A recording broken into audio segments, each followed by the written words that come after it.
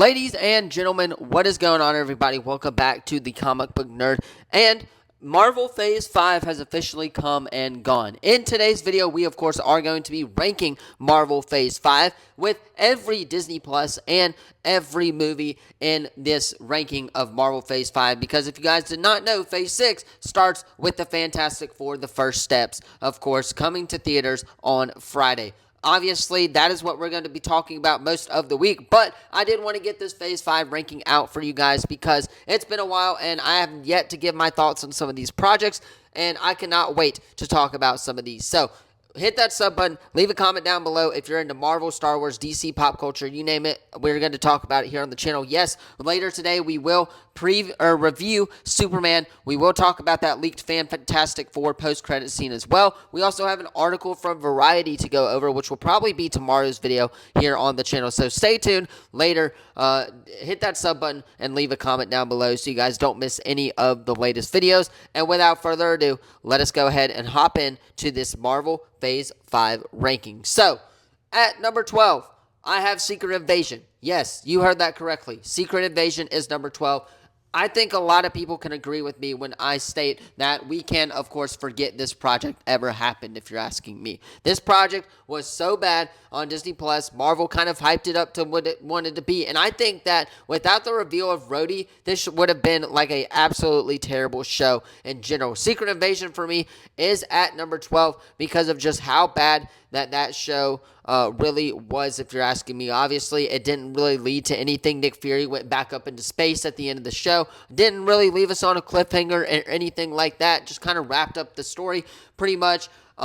In the comics, Secret Invasion is a very big event, and that is not what Marvel Studios did with this event or with this show. So, again, Secret Invasion for me is my number 12 spot and is definitely dead last in Marvel Studios Phase 5. I think everybody can agree with me on that one. Now, at number 11, I have Echo. Now, Echo really wasn't that bad of a show. I enjoyed the 6-episode event that it was. I enjoyed the Kingpin aspect of it. I enjoyed what they did in the comics, obviously, with the eye patch and everything like that. It was a really pretty good show, if you're asking me. However, it just didn't really connect overall to the story of the MCU. I think they just wanted to pump out that show to pump out content for Disney Plus, and I think that's what they accomplished with that show. It wasn't really geared to any specific audience. Maybe if you're targeting the old people, I guess the older people who watch the Marvel Studios definitely could have handled that one. But again, Marvel Phase 5 wasn't the best phase, if you're asking me, in Marvel history, and Echo just kind of went ahead and showed that. So Echo at 11 wasn't a bad show overall. I just thought the story was a little bit wonky. We did learn a little bit of her background, yes, but again, that could have been addressed in a show like Hawkeye Season 2 or something like that. And I think that is ultimately where they are leading up with, obviously, Kingpin taking over as the mayor. We see that in Daredevil Born Again. We're going to see that in Hawkeye Season 2. We're going to see that in a lot of these projects upcoming and the stuff that he implemented on vigilantes and superheroes and stuff like that. So, again, very interesting to see what they do with the Kingpin side of it. But other than that, Echo didn't really have anything to show for itself. That is why I had it at 11. Now, at number 10, Ant-Man and the Wasp: Quantumania for me is my number 10. If you're asking me, again, a wonky story. I wanted to like this film. I went into this film hyped up that Kang the Conqueror was going to be the big bad of the Marvel Cinematic Universe for Avengers Kang Dynasty and Avengers Secret Wars. That obviously did not happen. And the end, where he just get killed by ants, like what the actual heck was that? So, again, I wanted to go into this film hyped that Kang the Conqueror was the future big bad for the MCU. Obviously, he is not the big bad anymore with the whole Jonathan Majors thing. You can't do that on anybody but just kind of what happened, if you're asking me. That's really not anybody's fault. They did, however, tease the Council of Kangs in the post-credit scene, which I thought, of course, was a very cool tease, but now we're just never going to get of course, the ending for that post-credit scene. Again, Ant-Man killing him with ants, again, just kind of does not work for me when it comes to a big bad type of thing, but again, Ant-Man and the Wasp was just a huge mess. Quantumania was a huge mess, and that is why I have that one at number 10 in Marvel Phase 5 rankings. So, Ant-Man and the Wasp, Quantumania at number 10. At number 9, The Marvels. I think it was better than a couple of these projects. Again, I say a couple of them because I do think it was better than Ant-Man and the Wasp Quantumania. I do think it was better than Echo, and I think it was better than Secret Invasion. I think it could have been better than Captain America Brave New World, which we will talk about here in a second if they would have done some things differently. But, again, The Marvels, that post-credit scene is going to be very important towards the future of the MCU, and I'm just not going to be shocked when that post-credit scene comes to fruition here in, of course, Avengers Doomsday and Avengers Secret Wars. That was pretty much the whole gist of the film right there.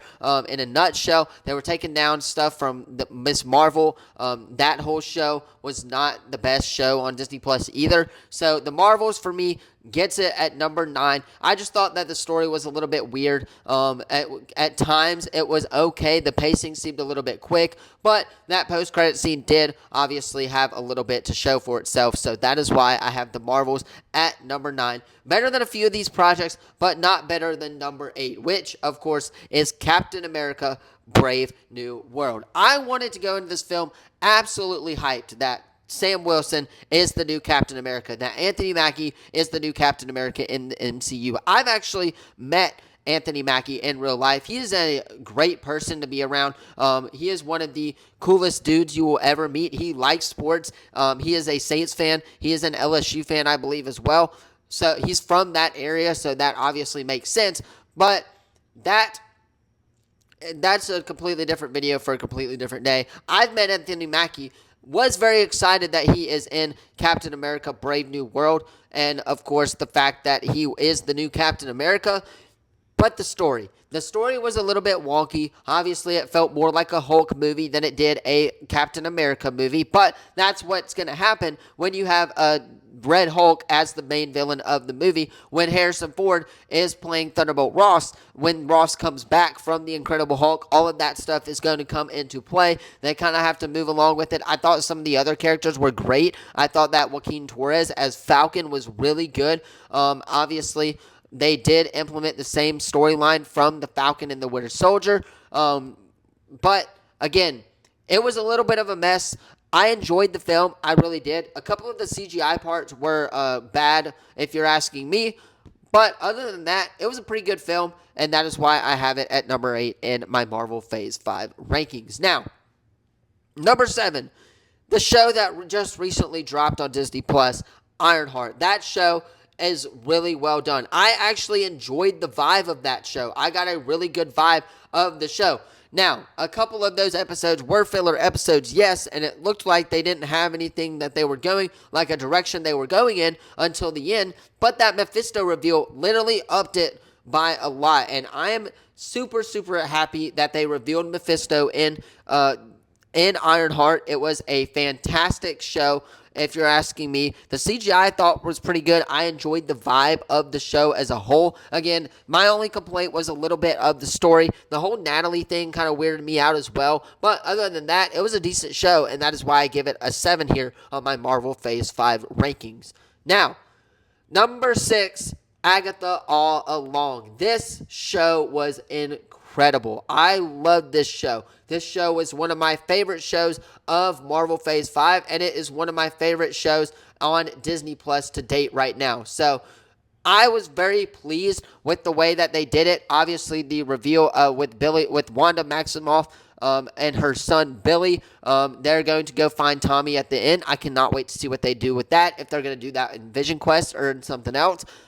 I loved the magic part of this. I loved the storytelling, the Witch's Road. Everything in this show was really, really good. And that is why it's at number 6, just because these other shows were phenomenal and these movies were phenomenal as well. Without further ado, let us get into the top 5 as well. At number 5, Guardians of the Galaxy Volume 3, a wonderful movie from James Gunn. James Gunn never misses when it comes to his films. We've seen this with Guardians 1 and 2. We've seen this with, obviously, the Suicide Squad. We've seen it with Superman right now. This movie, is a phenomenal movie. It had a great wrapped up story with the Guardians, wrapping up their story in the MCU. Obviously, they'll go on to play important roles in Secret Wars and Doomsday.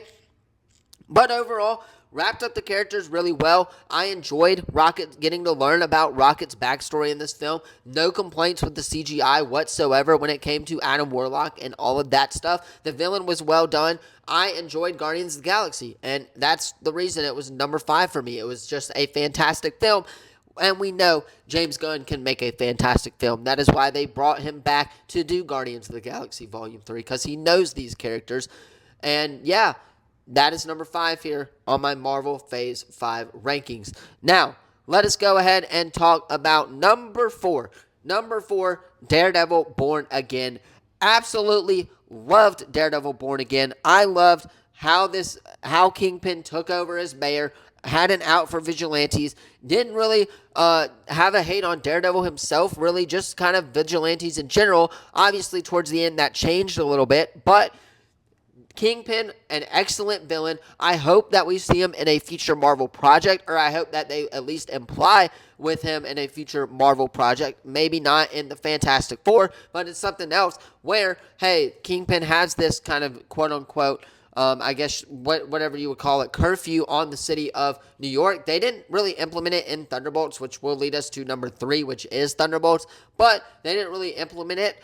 However, I thought it was a very well done project on Disney Plus, and I'm very, very excited for season 2, where they're getting the gang back together with a couple of these characters from the Netflix show. So, Daredevil Born Again, number 4, little to no complaints. Loved Vanessa Fisk. Loved Wilson Fisk. Loved the whole Matt vibe as well with the law firm. Foggy's going to come back, guys. Don't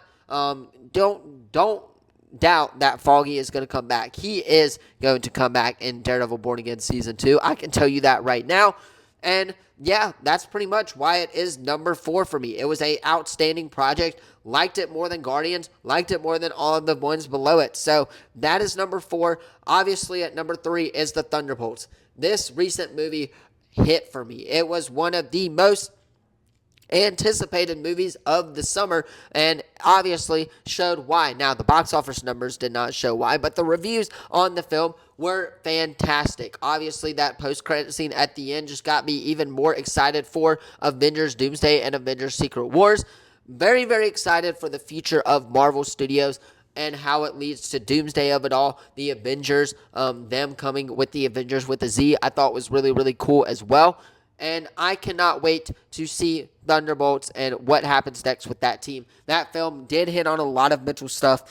It was a very well done film, if you are asking me. I liked Sentry aspect. I liked the family aspect to it as well. And overall, yeah, it was just a really, really good film. But not as good as my number 2 project in Marvel Phase 5. This one, I'm sure a lot of people are going to forget about, was even in Marvel Phase 5, but that is Loki Season 2. Loki Season 2, an absolutely well done season from Disney Plus and Marvel Studios. They absolutely nailed it, of course, with Victor Timely being the main villain of that show, with, of course, him connecting to the whole Kang the Conqueror vibe. They had a little bit of where they wanted to go, but it just didn't come to fruition. Nobody to blame except it just a very unfortunate series of events right there for Marvel Studios. But Loki Season 2 was very good, and Loki is holding the multiverse together right now. This is the reason why we are still getting multiversal projects right now, is because he is holding the multiverse together. His story arc from where we found him in, of course, the Avengers and Endgame, where he branched off from that timeline, and to now, well done by Marvel Studios. Cannot wait for what happens next with Loki and Sylvie and the whole cast and crew from Loki Season 2. If they'll bring them back for, of course, Avengers Doomsday and the TVA. Very, very excited for what comes next with Loki and that entire cast. But my number 1 project of Marvel Phase 5 for me, and I don't think a bunch of people wouldn't disagree with this ranking. Number 1, Daredevil Born Again. Or, excuse me, Deadpool and Wolverine. Daredevil Born Again, not sure why I was saying that, just maybe because of the D's. But Deadpool and Wolverine my number one project in Marvel Phase 5. This film had everything I was looking for when it came to Marvel projects. It had nostalgia. It brought back some characters that I really enjoyed them bringing back. Wesley freaking Snipes was in this movie as Blade, y'all. It doesn't get much better than that when it comes to filmmaking and multiversal stuff. They did it right. They didn't overuse characters in this film. They had a set story that they wanted to tell. And yeah, it was a very good movie. And now we get to see these characters in the MCU for Avengers Doomsday and Avengers Secret Wars. Cannot be more excited for the future of Marvel Studios in Phase 6. But Deadpool and Wolverine is my number one project in Marvel Phase 5. So, you guys, let me know your thoughts on my rankings in the comments down below. Do not forget to like, subscribe, turn that bell on. Let me know your rankings in the comments as well. Hit that sub button. Leave a comment down below. Once again, we will have 2 more videos coming later today as well, so stay tuned for that one. Hit that sub button. Leave a comment down below. Thank you all so much for watching, and as always, I will see you in the next video.